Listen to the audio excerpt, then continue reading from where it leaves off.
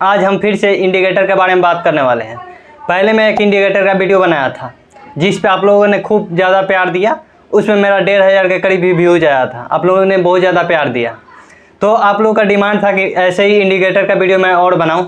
तो मैं आज फिर एक इंडिकेटर का वीडियो लेके आ गया हूं जो आपको खुद बताएगा कि आपको एंट्री कब लेना है, एग्जिट कब करना है। एक रेंज दे देगा, उसी के बीच में आपको एंट्री एग्जिट करना होता है। ये इंडिकेटर आप लोगों को यूट्यूब पे बहुत कोई बताया होगा, लेकिन वो अच्छे तरीके से नहीं बताया होगा।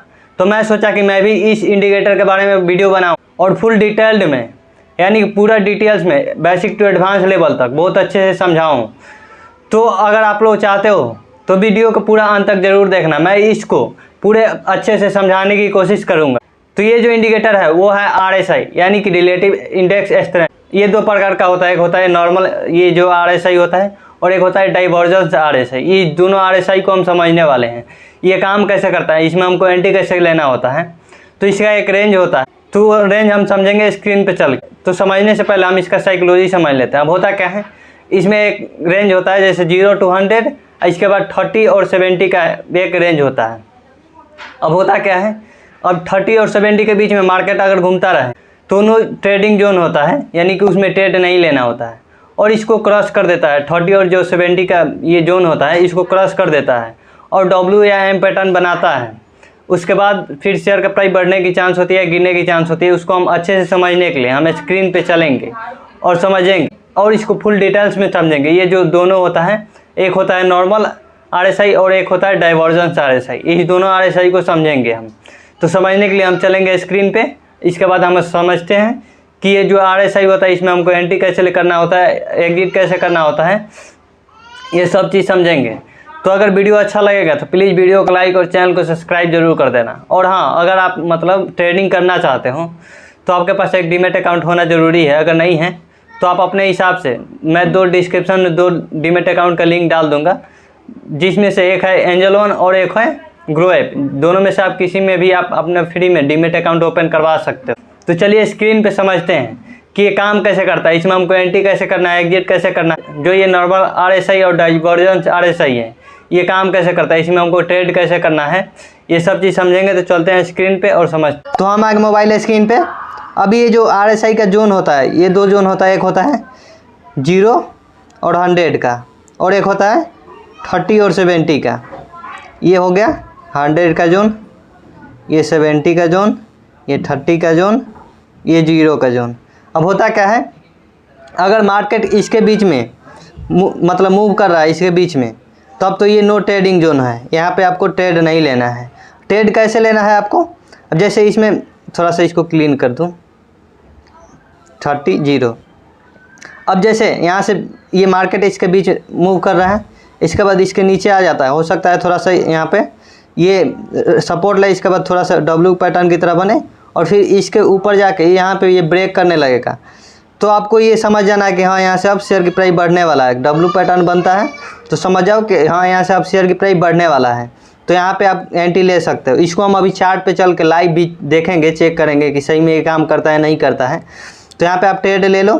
अभी ये बढ़ना शुरू होगा, बढ़ते बढ़ते बढ़ते बढ़ते यहाँ तक आएगा। हो सकता है कि यहाँ पे ये रेजिस्टेंस लेके फिर नीचे आ जाए, तो यहाँ तक आप चाहो तो सेल कर सकते हो, या फिर अगर ट्रेलिंग स्टॉप लॉस का यूज करोगे तो बहुत बार होता क्या है, बहुत बार इसको क्रॉस कर देगा। क्रॉस करने के बाद होता क्या है, यहाँ तक आ सकता है, ये सेकंड रेजिस्टेंस तक। तो यहाँ पर आप अपना प्रॉफिट बुक कर लो, यहाँ पे ये सेल कर दो। अब होता क्या है, सबसे पहले क्या होता है इसको हम समझ लेते हैं। अब ये तो नो ट्रेडिंग जोन हो गया। अगर मार्केट इसके बीच है तो आपको ट्रेड इसमें नहीं लेना है। अगर इसको ब्रेक कर देता है, अब कई बार बोलते हैं लोग, जैसे ये हो गया, जैसे यहाँ से मार्केट जा रहा है, यहाँ पे आया, अब ऊपर जाता है तो लोग कहते हैं ओवर सोल्ड हो गया है, यानी कि यहाँ से अब मंदी आने वाला है। ऐसा नहीं होता है, यहाँ से और ऊपर जा सकता है। मंदी कब आता है, ओवर सोल्ड कब होता है, जब यहाँ से गिरना शुरू हो जाए और इस वाले लाइन में टच हो जाए तब ओवर सोल्ड हो जाता है, यानी कि यहाँ से मंदी आ सकती है। तो अब अगर आप शॉर्ट सेल करना चाहते हो तो ये जो है यहाँ पे अगर M पैटर्न देखने को मिल जाए, इसके बाद यहाँ से ये शेयर का प्राइस गिर सकता है, यहाँ से नीचे आ सकता है। तो यहाँ पे ये इस वाले लाइन में टच कर देता है, तब ये हो सकता है ओवर सोल्ड हो जाए। ओवरबॉट कैसे होता है, अब यहाँ से शेयर का प्राइस जैसे बढ़ रहा है, बढ़ते बढ़ते बढ़ते बढ़ते गिरते गिरते यहाँ तक आया, इसमें टच कर दिया। टच करने के बाद यहाँ पे क्या करते हैं लोग, अब इस वाले ये जो लाइन है इस वाले को ब्रेक करता है तो लोग कहते हैं कि ओवरबॉट हो गया। ऐसा नहीं होता, ओवरबॉट ऐसा नहीं होता है, यहाँ तक आ सकता है। इसके बाद फिर से ये मतलब हो सकता है यहाँ पे रेजिस्टेंस ले, इसके बाद फिर से अगर ये वाला जो ये है लाइन है इसमें टच करे तब ओवरबॉट होता है, यानी कि अब यहाँ से तेज़ी आ सकती है, मंदी में मतलब मूव आ सकता है।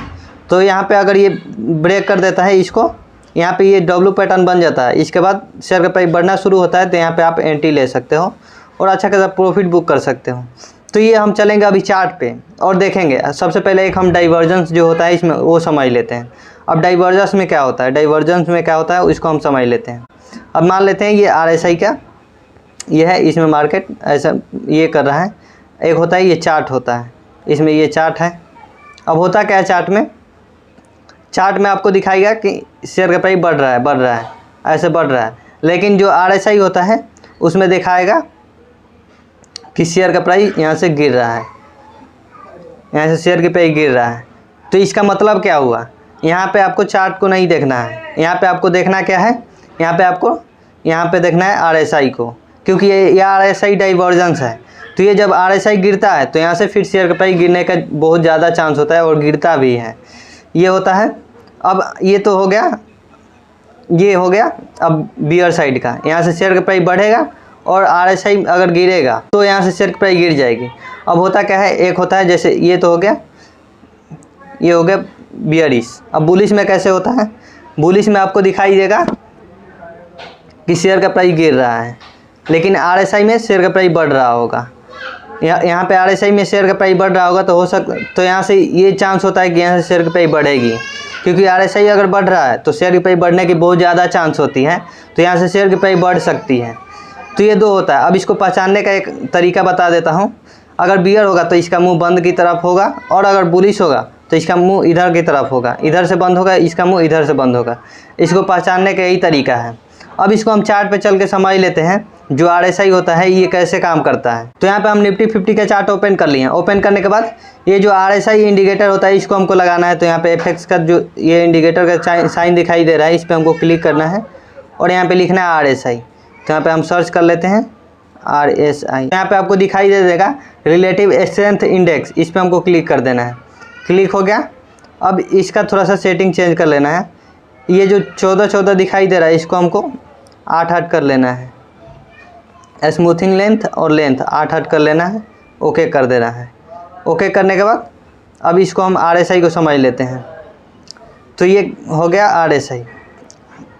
अब यहाँ पे आपको दिखाई दे रहा होगा यहाँ से शेयर की प्राइस नीचे आ गया है। नीचे आने के बाद एक W पैटर्न की तरह बना है। यहाँ पे जब भी W पैटर्न की तरह बनेगा तो यहाँ से शेयर की प्राइस बढ़ने की चांस होगी। तो यहाँ पे आप देख सकते हो। अब ये कंफर्म नहीं होता है कि पूरा W ही बने, थोड़ा सा भी ऊपर नीचे होगा तो मान लेते हैं कि W बन रहा है। अब यहाँ से शेयर की प्राइस नीचे आया है, थोड़ा सा इसको बड़ा कर लेते हैं।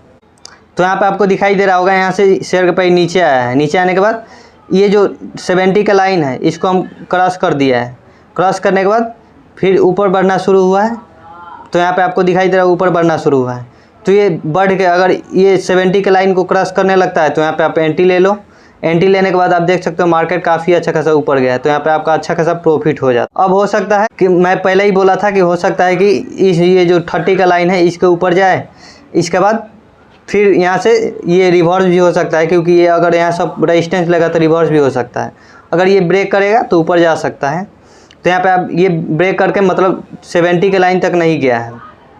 अब हुआ क्या, यहाँ पे आपको दिखाई दे रहा होगा 70 के लाइन तक नहीं गया है, यहाँ पे ये बीच में रह गया है। अब इसके बाद फिर यहाँ से शेयर पे गिरते गिरते यहाँ तक आया, फिर आया है नीचे।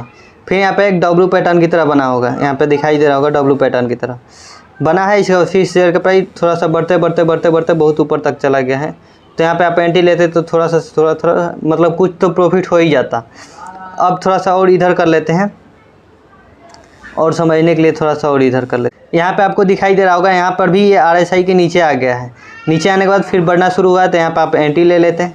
जब भी ये 70 के लाइन में टच करता है तो यहाँ पे एंट्री ले लेते हैं। एंट्री लेते तो यहाँ से सबसे पहले तो मार्केट नीचे आया था, अब फिर यहाँ पे एंट्री ये बनाने के लिए बोला है। तो यहाँ पे एंट्री लेते आप। एंट्री लेने के बाद यहाँ पे आपका देख सकते हो काफ़ी अच्छा खासा मार्केट ऊपर गया है, तो यहाँ पर भी आपका अच्छा खासा प्रॉफिट हो जाता। अब यहाँ से थोड़ा सा और देख लेते हैं। अब यहाँ पे आपको दिखाई दे रहा होगा यहाँ से ये ऊपर गया है और ये जो 70 का लाइन है इसके ऊपर चला गया है। इसके बाद यहाँ से यहाँ पे एम पैटर्न की बना है, एम पैटर्न की तरह बना है।